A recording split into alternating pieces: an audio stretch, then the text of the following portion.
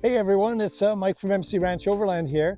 Hey, last time we did a YouTube together, we talked about EDC, and I promised you guys I would take you out and show you what I generally keep in my truck, depending on the season and why I take it and when I take it.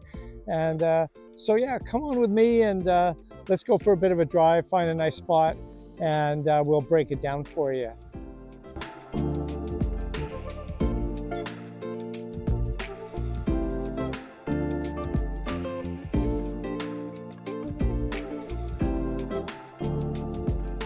Okay guys, well, we're all packed up here at the MC Ranch Overland HQ. There's a nice lake about 45 minutes away. We're gonna head out there and yeah, break out some of our gear on the picnic table and have some fun. So come along for the ride.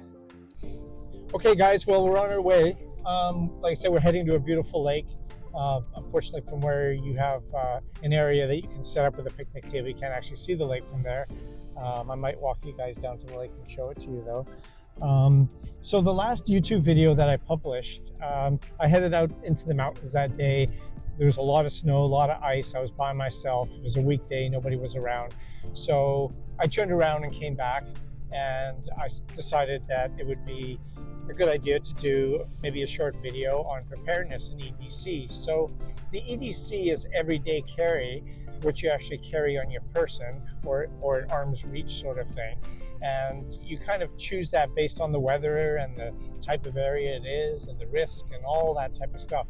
So I did that video, and then I promised that we'd do one regarding what I carry in the Tacoma. So the things we're going to go over today are not items that I take for camping and cooking on and all that type of stuff.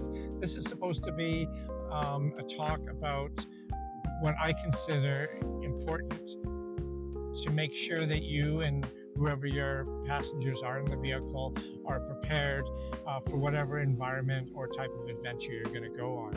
Of course, overlanding by description is vehicle supported adventure travel, or any vehicle supported travel, and which means you do rely on your vehicle to quite an extent. So, but there's also other things that it's smart to think about, and what I'd like to do is create a video where, you know, I'm not really saying, oh, take this, but just provoke thought and a mindset of preparedness, and you know, taking the people around you into consideration as well.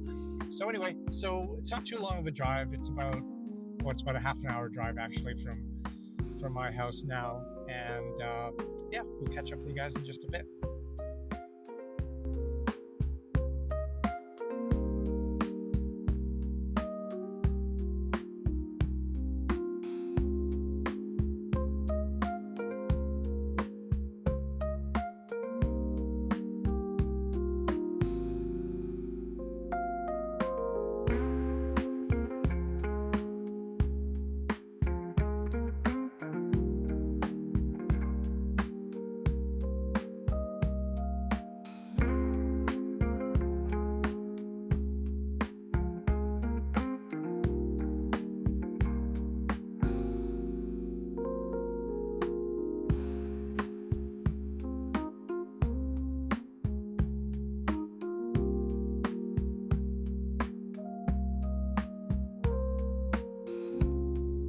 Tell you what though, it's a beautiful day out here. We've had a little bit of mild weather for the last week, and this morning I woke up and it was -2 Celsius again, and the truck and everything was covered in ice. Now we're hovering around 14 degrees Celsius, and yeah, that's a nice 16-degree difference from this morning. So yeah, it's going to be nice to get out in the forest and just sit and breathe in some nice clean oxygen. That sounds good to me.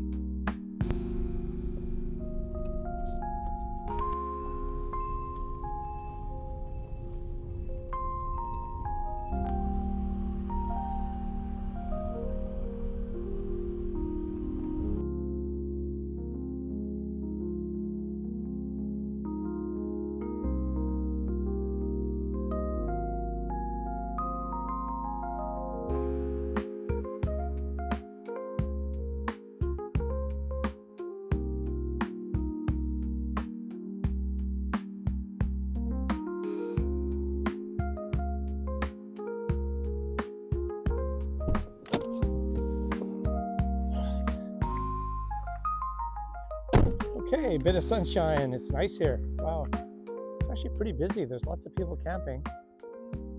They're actually doing some remediation down there, so they got the big compactor going on the road base here. So I had to pull away from there. It was a little bit too noisy to do some filming. But anyway, I'll get set up and be with you guys in a second.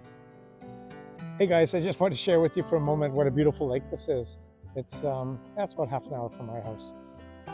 Got me exaggerating a little bit earlier.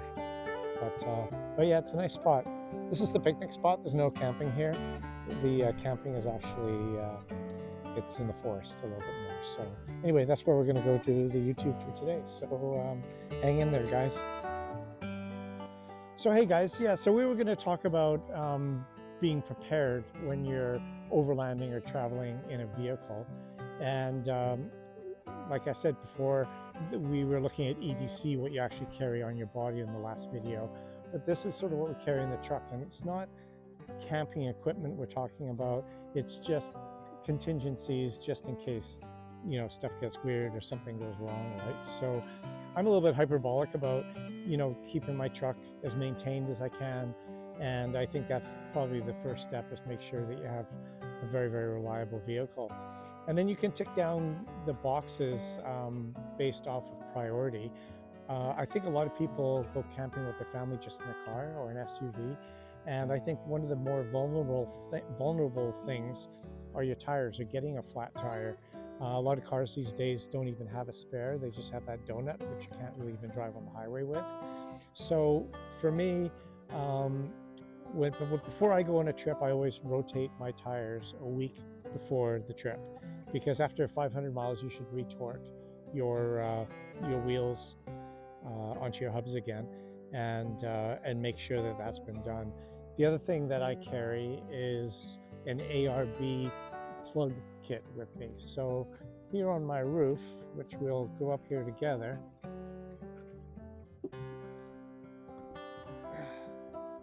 we'll go in my alu box. So I have two alu boxes on my roof. One of them is strictly recovery and tire repair. And then the other one is my air hoses for my compressor and things like that.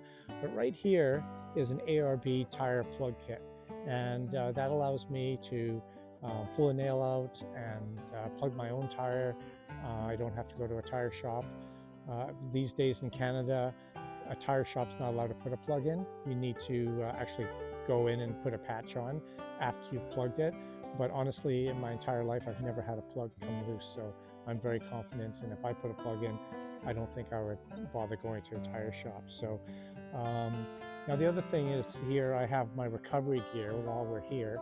Now recovery gear is subjective. It's whatever situation you're in and could be in, or other people around you, you want to have the appropriate stuff. So just quickly in here, I have the weight blanket that goes over the winch line.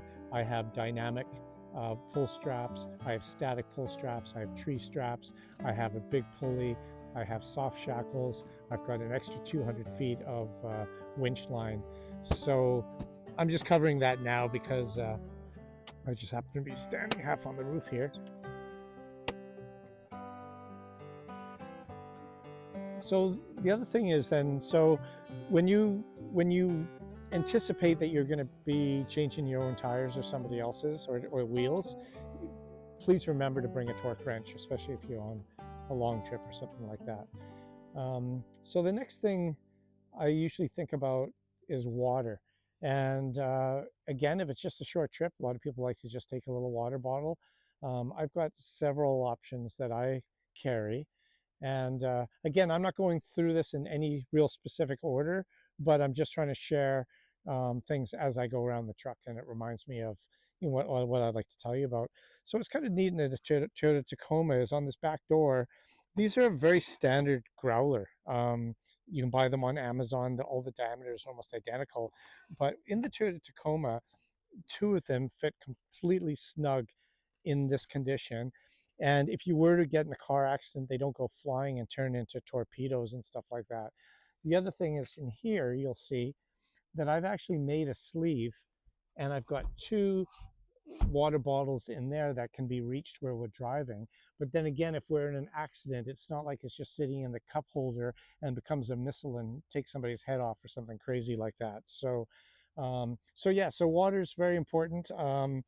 And again, it's all subjective. How far are you going to go? And what's your resource? Are you by rivers and lakes that have clean water, or you stuck going to gas stations? Who knows?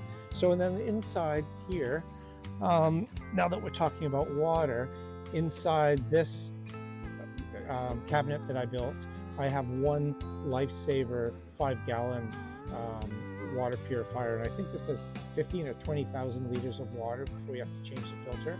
And so this is another redundancy. And again, as I mentioned in the EDC videos, the Navy SEALs always used to say that 1 is none and 2 is 1.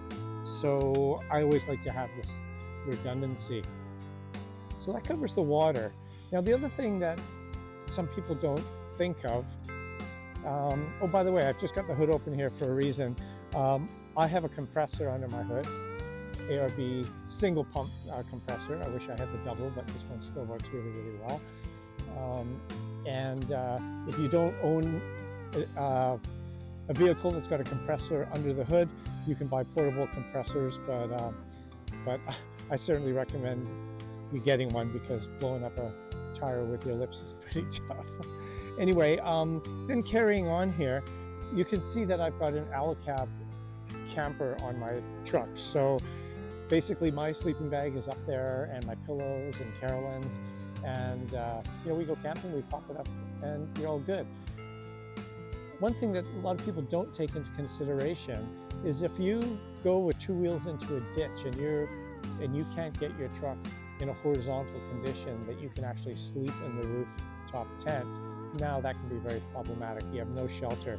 And again, water, shelter, and food are the essence of life, sort of thing. So, or a requirement for life. And so again, redundancy. So I carry an MSR 3-season sleeping bag. It just tucks away in my camper. I haven't used this tent since before I even owned a camper, but I have it with me just in case.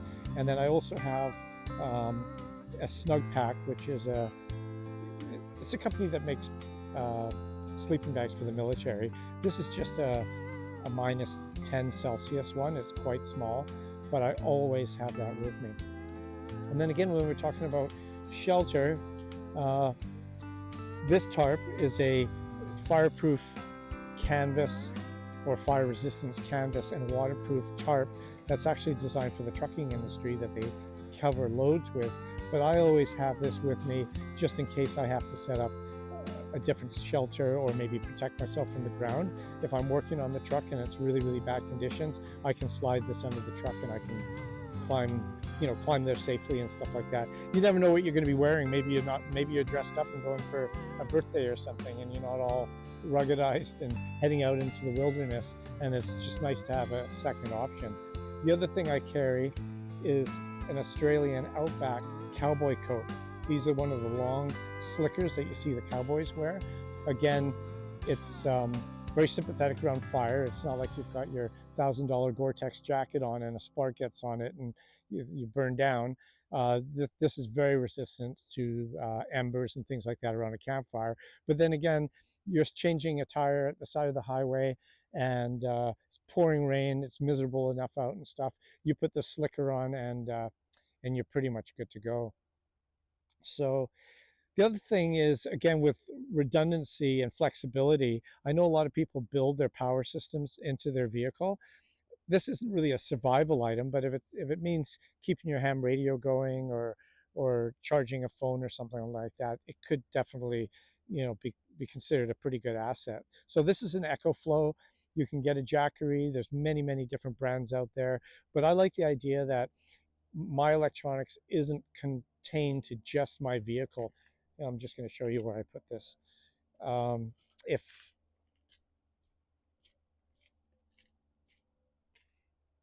Isn't contained just to my vehicle. So here I built a shelf, and the EcoFlow lives up on that shelf right there as you see it. And I strap it down, of course, and there it is. You might notice that the EcoFlow is at 0% charge right now. That's because I intentionally drained it to cycle it and fully charge it. I did that 3 or 4 times. It's good for the battery. Just on a side note, I do have a permanently installed marine grade no-code Genius 10 amp charger, so my truck is always charging when I'm at home or parked or at camp or something like that. Charges off my solar as well if I need to, and my truck is also EMP protected, so electromagnetic impulses and things like that, my truck will still run, which is awesome. Just on this side here, depending on winter or summer, of course I carry windshield washer fluid, an extra one. And while we're looking in here, again, I have redundancy in this, but this is my trauma kit. And again, I've designed this in such a way that if you're in an accident, you can just throw this out of the vehicle. It won't fall apart. It has tourniquets, nasal airways, chest seals, everything for trauma. No boo-boo Band-Aid stuff. I've got a little first aid kit there that's got that stuff in there, but this one is just full-on trauma. And this lives behind the seat here. And again, it's designed that it fits in here tight. If I'm in a car accident, that is going to still be there if I roll over or something like that. In this pouch, I carry different things at different times of the year, but I have every owner's manual for every piece of electronics or something that requires an owner's manual, even my wrap-on green toilet and stuff, just in case I just forget how to use something or something. There's so many different menus on all these electronics these days, and it can be a little bit overwhelming. So I like to make sure that I always have this with me, and it actually lives on a mount. Hang on here. As you can see here on the back, it lives on this Tasmanian Tiger military MOLLE panel. So that's there. And then beside it, I have a quick release for a carbine. Of course, we don't have carbines here in Canada, but I do have a small shotgun that when I'm really in the wilderness and I feel that I need to take one, it just sits vertically here behind the seat. So as you might know from my other videos, I am a ham radio operator, and so for communications, I have my HF radio here, and with this radio, I can basically communicate to somebody no matter where I am in the world, and I love to have this. And then I've down below here, a little bit lower, I have my Yaesu VHF, UHF dual band. So it's nice to have comms. The VHF UHF is more useful when you're in groups of people and other people have those types of radios. These bigger radios like this Yaesu, it's a lot of it is a hobby, and you really need to be in tune with how to work it and tune the antenna and all that type of stuff. I also wanted to mention that I have a Garmin 700i satellite communicator on my dashboard. So what else have I got here? So I've got extra fuel with me. And again, you don't always need extra fuel depending on where you are and where your adventure takes you. But this is an extra 5 gallons. I think that'll get me an extra 100 kilometers. I've got it mounted in such a way that somebody can't steal it. And it's also on a more sympathetic side of the truck. The exhaust is on the other side. So if there was ever a catastrophic failure, my truck wouldn't catch on fire, of course. This, I just put the siphon right in here, and the siphons you can buy off Amazon. It's just a 3/4 inch tube. Put it down there and you pump it up and down a few times. And because my gas tank is on this side of the truck, it's just a few feet long, and it takes 30 seconds to empty that into the gas tank, and you don't get dirty or smell like gas or anything like that. So that's great. Just when I'm walking around the back here, again, some of the stuff is preparedness and some of it isn't, but this is my military ham radio antenna. You can see it's, you don't see these on many vehicles unless you see the, the US military big trucks and stuff like that. So this is what this was actually made for. And then here I have a spare, full-size spare, which most people do when they have trucks like mine. Again, if you have an SUV, it's good that you do your due diligence and make sure you don't just have a donut. And if you do, then have some type of contingency for that. So, and then here beside this is a aluminum box that I repurposed, and I keep my chainsaw and all my chainsaw safety gear in here, and a few dynamic straps for recovery and stuff. So they're easy to get to. Just back to tires for 1 minute. Uh, when you modify a vehicle like this, and then you've got your factory jack that's supposed to jack up, the axles to so you can change your tire. A lot of times those become, first of all, they're not heavy duty enough because they're not really designed to carry all the extra weight. Like this vehicle, this one tops out expedition ready at about 7,100 pounds. So I've got a bottle jack. So again, if you're on a trip, it's good that you and your passengers know before you go on the trip, where's the jack, how to operate it, etc., etc. And it doesn't hurt to have the those road triangles that you see people use when they break down. So when you're in a precarious situation on the side of the highway and it's raining or snowing or something, you have a fighting chance. You can pull off the road as far as possible. And now you can buy some very high quality strobes. Those ones require the reflectivity of a headlight coming towards it. But if you get they're magnetic strobes, which are actually quite powerful, and you can actually put them strategically on your vehicle, that you can make quite a statement. Thing about those, if you slide off the road into the snow and you're off a bank and somebody can't see you, if you turn one of those strobes on, it'll definitely save your life. Now for me, I do own a couple of strobes and I do own a couple of the triangles. I always have the headlamps on the back of the seats. I just put them on the headrest. And then I have two just inexpensive Motorola walkie-talkies. I have professional military style VHF walkie-talkies. But again, if you're not familiar with the menu and how to operate it, it's better if somebody's trying to guide you when you're doing something difficult off-road or something like that, or they go for a walk, and you can just give them a cheap walkie-talkie. Or maybe you're with somebody that doesn't have a walkie-talkie at all in a different vehicle, and you can hand them a walkie-talkie and then you can communicate down the road. And then the other thing that I have here, we were talking about strobes and be able to find people. This is extremely high quality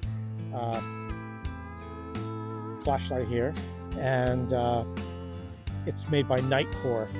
And this flashlight will shine a solid kilometer easy. And if you shine this directly in the air in any weather, it'll be hard to miss. And so I always think a high quality search, that's what they call this style. It's tactical in some manner, but it's really more of a searchlight. And it has a very low setting. So if you just need to read or something, you can put it on a setting that will last for weeks. Obviously on high power, it'll only last for an hour and a half or something like that, but it has, again, about 8 power choices in between there as well. So I really recommend somebody takes that into consideration. So, and then that MC Ranch Overland is all about, community and kicking it and around campfires. And this is my wood bin, which I've shown in other videos. I got a feeling this lid will come off, it always does.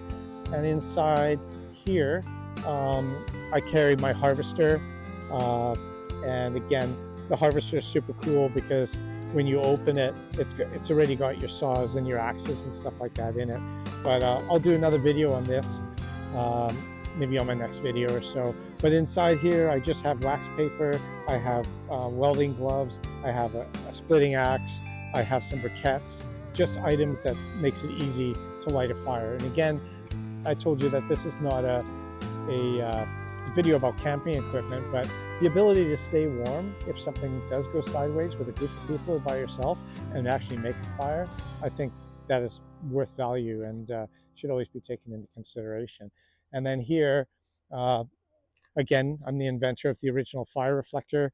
You've seen it on my other videos and on social media. I will do another video on it maybe next week, and I'll exploit that a little bit. But I know it's not really a survival item, but it certainly is a preparedness item.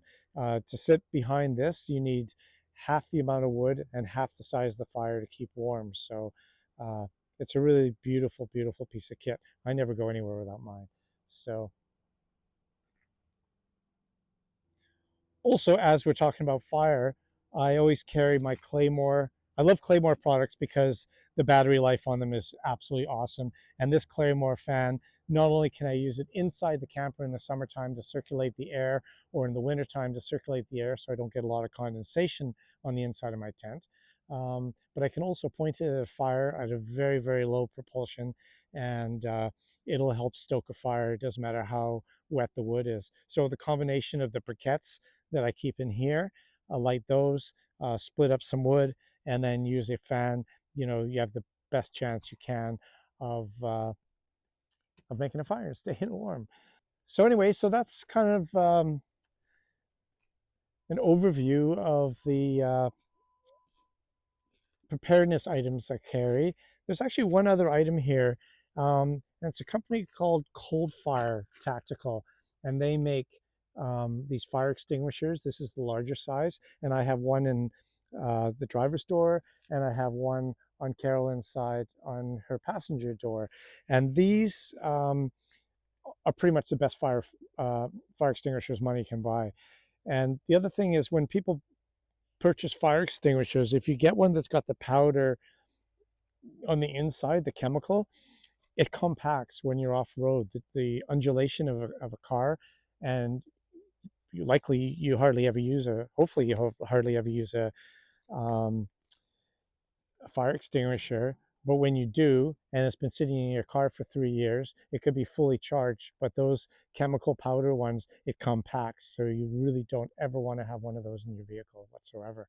But these cold fire ones, I really, really recommend them. They're used by the SWAT teams in Canada here. And yeah, very, very good stuff. So again, you're driving down the highway, mind your own business. The car rolled over, the car catches on fire, you can go out there and save somebody's life pretty quick. So it's definitely worthwhile. And even if some of this equipment and this survival equipment or trauma stuff, you're not familiar with it, sure as hell somebody's going to drive down the road that's going to be a doctor or somebody that can help you sort through that. But at least you have the kit with you. But anyway, so that's it for today. Thanks for listening. Thanks for watching. We'll hopefully get another video out in another week or so. Try to keep stuff interesting.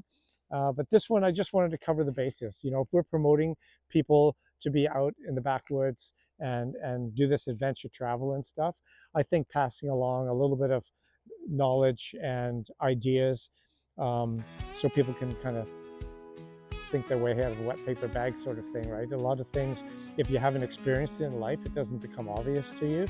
But once you've experienced it, you go, holy cow, why didn't I think of that? So anyway, I hope it's helpful. Have an awesome afternoon, and we'll catch up with you guys on the next one.